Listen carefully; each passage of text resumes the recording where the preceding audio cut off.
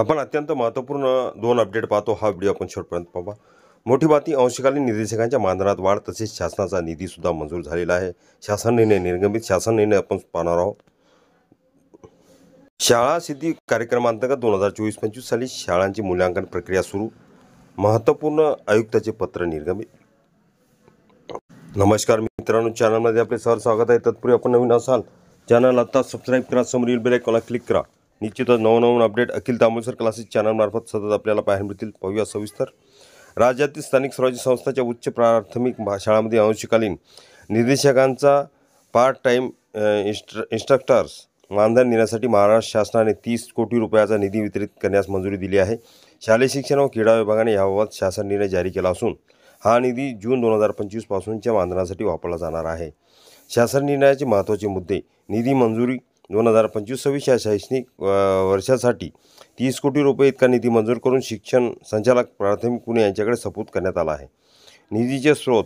निधी मागणी ई लेखाशीर्ष 2202017310 कंत्राटी सेवा ह्या खात्यामधील तरतुदीतून खर्च करण्यात येणार आहे. हा निधी सन 2025च्या पावसाळी अधिवेशनातील पुरवणी मागणी अंतर्गत मंजूर करण्यात आला आहे.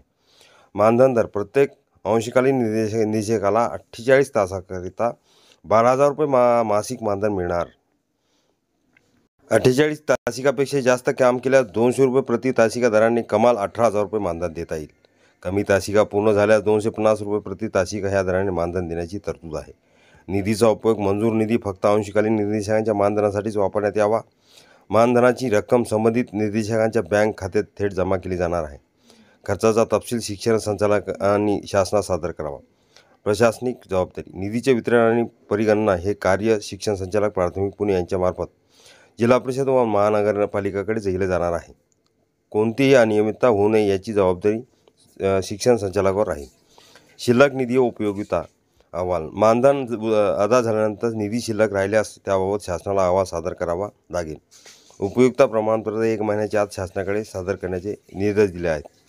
पार्श्वभूमी. माननीय उच्च न्यायालय मुंबई यांच्या आदेशानुसार अंशकालीन निर्देशकांचा कायम संवर्ग तयार करण्याबाबत धोरण निश्चित करण्यात आले असून शिक्षण विभागाने गठीत केलेल्या समितीच्या अहवालाचा मंत्रिमंडळाने 27 मे 2025 रोजी मान्यता दिली. त्यानुसार जिल्हा परिषदेच्या उच्च प्राथमिक शाळांमध्ये कला, क्रीडा आणि कार्यानुभव या विषयासाठी प्रत्येकी 1 निर्देशक प्रमाणात नियुक्ती करण्यास मंजुरी देण्यात आली आहे. पुढील प्रक्रिया. संबंधित जिल्हा परिषद महानगरपालिकांना निधी वितरणाची प्रक्रिया तातडीने सुरू करण्याचे निर्देश. निधीचा वापर फक्त मंजूर उद्देशासाठी करावा, अन्यथा शासनाची पूर्व परवानगी आवश्यक आहे. सारांश. राज्यातील स्थानिक स्वराज्य संस्थांच्या उच्च प्राथमिक शाळांमध्ये कला, क्रीडा आणि कार्यानुभव विषय शिकवणाऱ्या अंशकालीन निर्देशकांना आता शासनाकडून नियमित मानधन देण्यासाठी 30 कोटी रुपयाचा निधी मंजूर. यामुळे हजारो अंशकालीन शिक्षकांना दिलासा मिळणार आहे. अंशकालीन कर्मचारी के पद भरना है और उनके निधि मानधन के लिए निधि भी 30 कोटी आया हुआ है. GR के मुताबिक हमने मालूमात देखे हैं. कला, क्रीडा शिक्षक और कार्यानुभव शिक्षक को भर्ती करके उनको पगार मानधन के लिए निधि मंजूर. ये शासन निर्णय अखिल तांबुलसर क्लासेस के डिस्क्रिप्शन बॉक्स में लिंक, वहाँ से डाउनलोड कर सकते. अभी भी नए हैं तो चैनल को सब्सक्राइब करो. महत्त्वपूर्ण दुसरी अपडेट आहे. शाळा सिद्धी कार्यक्रमांतर्गत 2024-25 साली शाळांची मूल्यांकन प्रक्रिया सुरू.